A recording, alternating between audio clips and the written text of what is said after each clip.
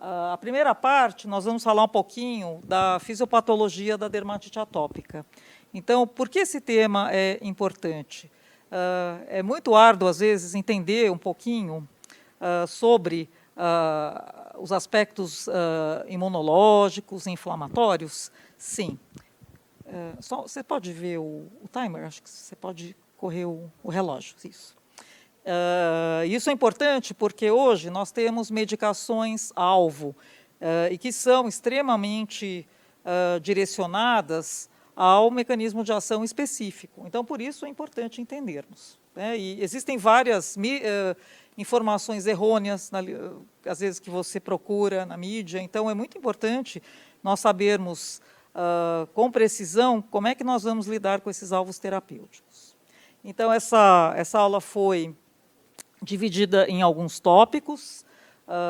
Acho que muito importante nós sabermos barreira cutânea, os aspectos inflamatórios, o microbioma, o prurido e as interferências climáticas. Hoje nós falamos sobre climate changes e eu acho que isso vai interferir diretamente na nossa doença, que é a dermatite atópica. Então, vamos lá. Por onde nós começamos para compreendermos, então, a fisiopatologia da dermatite atópica? São vários aspectos, mas nós nos concentramos normalmente em barreira cutânea, disfunção imune e microbioma, que são os três grandes tópicos, certo? Tem outros aspectos também em voga aqui, ultimamente, o sistema nervoso, então, toda essa inervação periférica também vai ser importante. Por quê? Porque a dermatite atópica é extremamente pruriginosa, certo? Com barreira cutânea. O que nós temos com relação à barreira cutânea? Então, primeiro tópico, existe a questão da filagrina, que foi descoberta, o seu papel, na verdade, na dermatite atópica, no ano de 2006. Então, o professor Irvine, da Irlanda, ele começou a investigar, então, esses aspectos, certo? Então, nós sabemos que a filagrina é uma proteína que ela é produzida na camada granulosa, ela é feita em polímeros, depois ela passa a monômeros, e quando ela chega na camada mais externa, que é a camada córnea, ela vai compor o NMF, que é o Natural Moisturizing Factor, que vai ser muito importante nessa capacitação da defesa do nosso organismo, que é o extrato córneo e a barreira cutânea. Então, em cada passo desses, se você tiver uma alteração dessa proteína, isso vai ser muito importante para que você evite, então, a progressão da inflamação. Agora, como que essa filagrina pode atuar no mecanismo de formação da dermatite atópica? Então, vamos lá. O que a literatura nos conta? Primeiro, se eu tenho uma mutação dessa proteína, será que eu posso ter uma dermatite atópica? Isso favorece a dermatite atópica? Sim. Então, existem mutações genéticas. As primeiras descobertas foram essas duas mutações, e isso vai impactar diretamente o defeito na barreira cutânea, câmbios de pH, redução da imunidade inata contra os patógenos, maior perda de água transepidérmica e maior sensibilização aos alérgenos.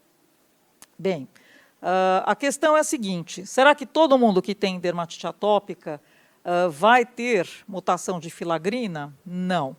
Então, ela interfere sim, ela pode deixar a doença mais grave, não é? Mas não são todos que vão apresentar as mutações, certo? E depende da população. Se você tem uma população europeia, você tem chance, em geral, de até 40% de ter mutação de filagrina. Em população africana, por exemplo, vocês têm, às vezes, ausência dessa mutação. E 40% dos portadores das mutações de filagrina não têm dermatite atópica. Então, ela existe, ela pode ocasionar doença mais grave, mas ela não é condição sine qua non para ter a doença. E outra coisa interessante, as crianças elas podem ter uma expressão contínua de filagrina. Tá? Outro fator importante, quem tem redução de certas proteínas de barreira, também tem o problema do eczema herpético. Então, filagrina é uma das proteínas, mas claudina 1, que está presente na tight junction, também pode interferir nesse mecanismo da doença. Tá?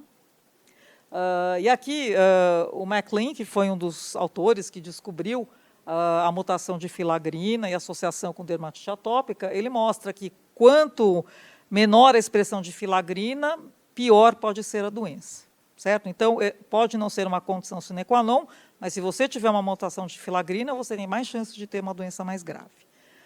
Então, isso também é muito importante. Mas será que essa expressão de filagrina na pele, ela depende só da mutação? Não. Se você tiver uma inflamação acentuada, principalmente relacionada ao eixo TH2, você terá, sim, uma redução da expressão dessa proteína. Então, a inflamação vai modular a expressão dessa proteína na pele.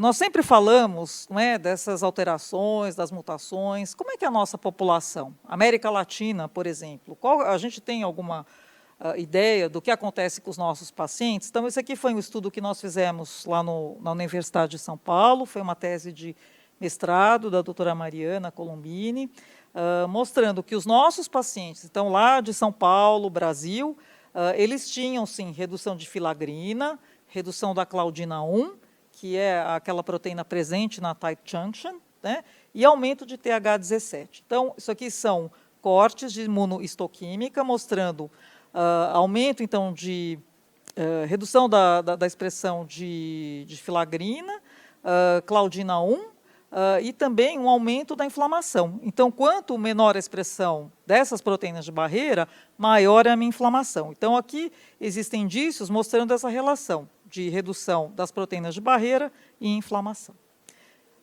Outra coisa interessante, barreira cutânea não é só proteína, é gordura também.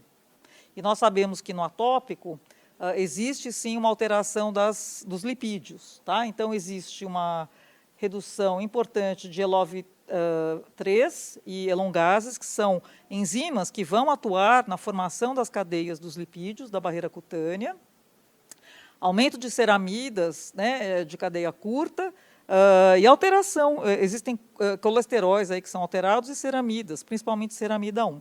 Por isso que essa reposição de lipídio é importante, não só por causa da barreira cutânea, mas também porque o lipídio é defeituoso.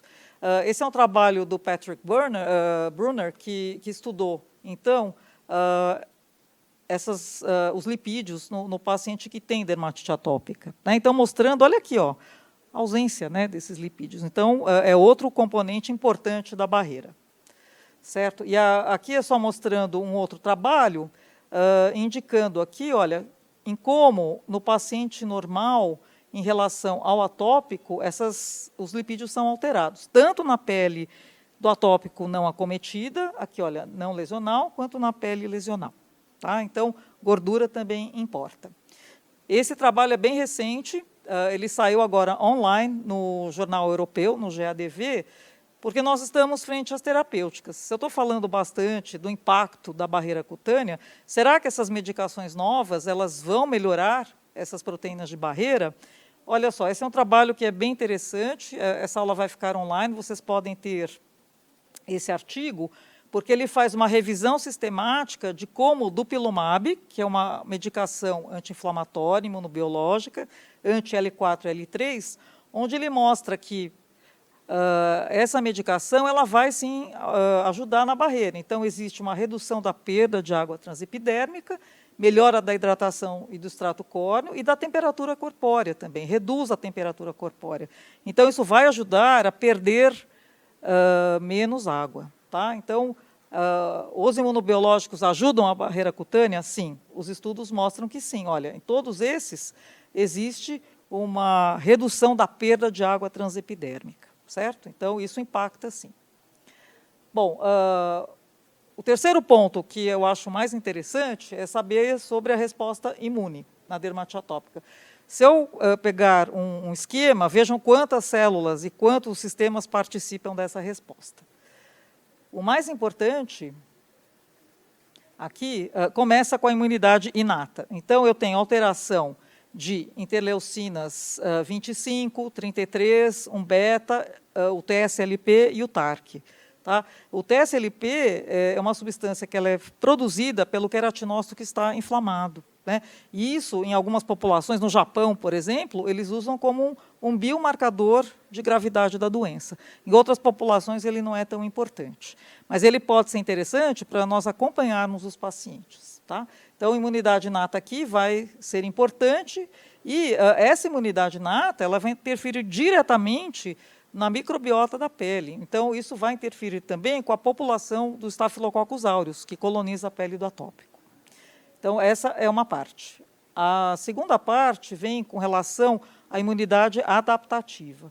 E nesta, né, o eixo principal favorito da dermatite atópica é o eixo TH2. E essas são as citocinas mais importantes, 4, 5 e 13. Dupilumab, que é um dos medicamentos mais utilizados hoje, é um anti-IL-4 e IL-13.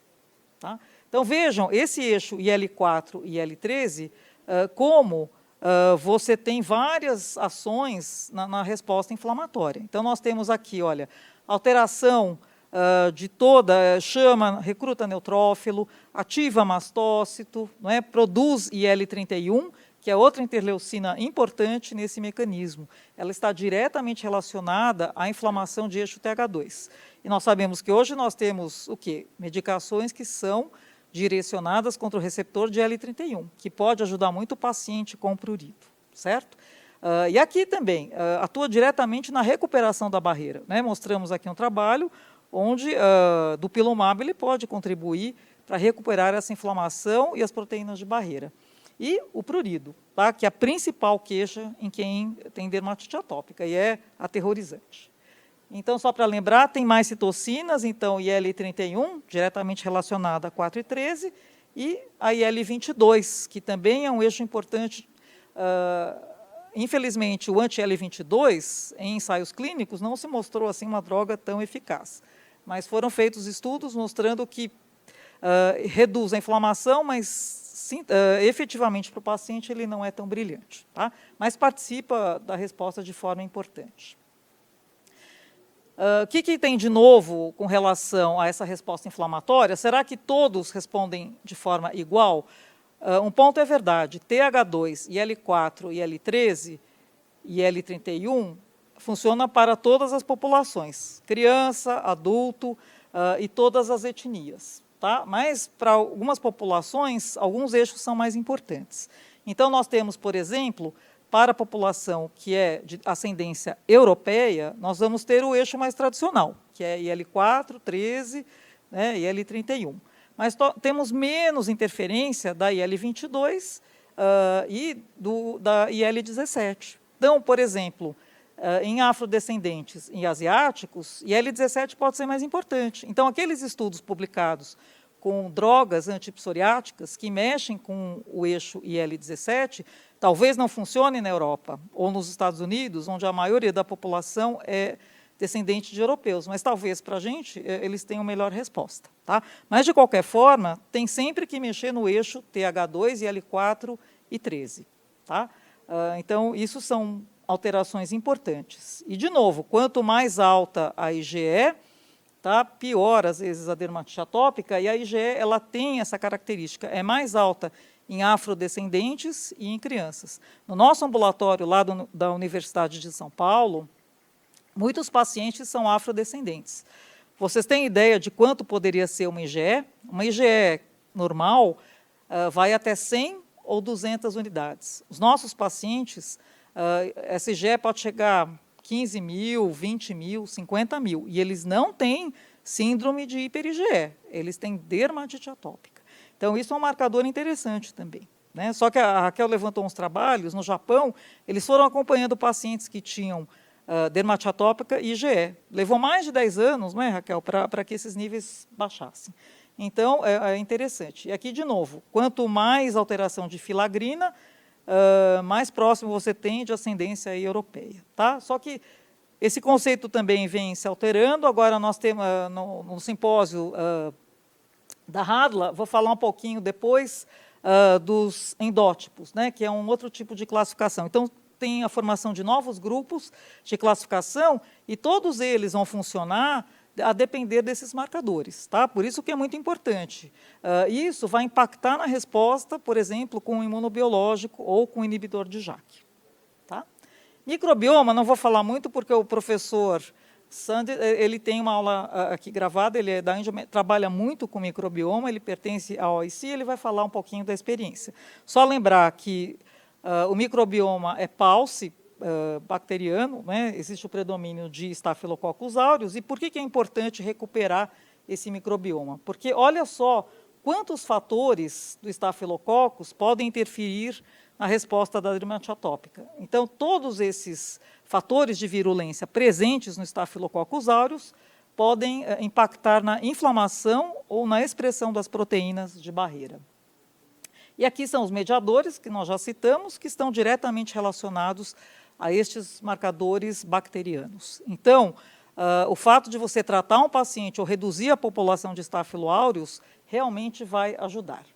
Aqui é só o trabalho que foi feito no nosso departamento. Então, nós temos aqui a junção da alteração do microbioma com a resposta imune alterada. Isso foi um trabalho de doutorado da doutora Raquel. Então, ela estudou populações e aqui ela mostra que a toxina estafilocócica, ela vai modular essa resposta CD4 positiva. Tá? Então, quanto mais estafilococos, quanto mais enterotoxinas e fatores de virulência, isso vai impactar diretamente na resposta inflamatória. O prurido, nós já sabemos, é um outro alvo terapêutico importante. Agora tem muitas moléculas novas. E vejam, né, isso para a indústria é sensacional. Olha quantos alvos possíveis você pode aqui bloquear para que você tenha menor prurido. Então, o principal vai ser redução da inflamação. Você tem que controlar esse eixo TH2. Direta ou indiretamente você reduz IL-31. Você tem um antirreceptor de IL-31 agora, que é o nemolizumab, que está em clinical trials, mas você tem vários outros componentes que podem, de repente, contribuir com o prurido. Porque o paciente, vocês viram, vocês vão ver também em palestras dos imunobiológicos e dos inibidores de JAK, onde vocês têm redução desses fatores pruritogênicos, tá? Através do mecanismo convencional. Mas é importante, às vezes, bloquear especificamente. Então, tem periostina, não percam a aula amanhã, no domingo, do professor Gil Josipovic, ele vai dar uma plenária sobre prurido. Então, isso é muito importante. Tá? E eu queria finalizar esse tema, que é um tema que todos estão agora envolvidos, que é climate change. Então, alterações climáticas. Dermatite atópica não é uma doença onde você tem perda de água transepidérmica, piora com o frio, não é? Você precisa de mais hidratação, você tem menos gordura. Vejam o quanto é importante esses estudos. Esse é um trabalho que o International Eczema Council fez com vários investigadores no mundo, e aí vocês veem aqui que os trabalhos eles estão mais localizados no hemisfério norte, sobre o impacto de climate change em dermatite atópica e outras doenças, não é? Então, por exemplo, na Califórnia, não teve agora vários incêndios importantes? O quanto isso impacta uma doença inflamatória como a dermatite atópica ou outras? Né? Então, infelizmente, nos nossos trópicos, região aqui meridional, nós temos poucos estudos. Então, faltam estudos. Olha só, por quê? As agressões climáticas elas são muito mais presentes nos trópicos meridionais, no sul. E olha só, eu tenho pouca influência, às vezes, climática. Tá? Agora, por outro lado, nós temos mais umidade. Então, isso pode favorecer na redução do impacto da alteração climática e da doença. Tá? Então, isso foi o que nós conseguimos levantar de alteração climática. Então, existem alguns trabalhos, faltam muitos nessa área. Tá? Os que estão empontilhados são associações teóricas, né, com o impacto sobre a doença, mas, às vezes, não é o impacto climático, é o impacto psicológico. E nós sabemos que, na dermatite atópica, esse impacto emocional é muito importante. Então, às vezes, por exemplo, tem populações que sofrem inundações. Aqui, enchente, no Brasil, pelo menos, tem muito, né, às vezes, no verão. Será que isso impacta na doença? A gente vai ter mais ou menos casos de dermatite atópica? na verdade, a gente vai ter que estudar mais e provar para vocês que isso tem impacto, sim. Tá? Então, só lembrando, para finalizar, lembrando que a doença, ela ainda tem um diagnóstico clínico, a histopatologia ajuda para afastar outras doenças, então não existe um marcador histopatológico patognomônico. O prurido sempre existe, se não coça, não é dermatite atópica.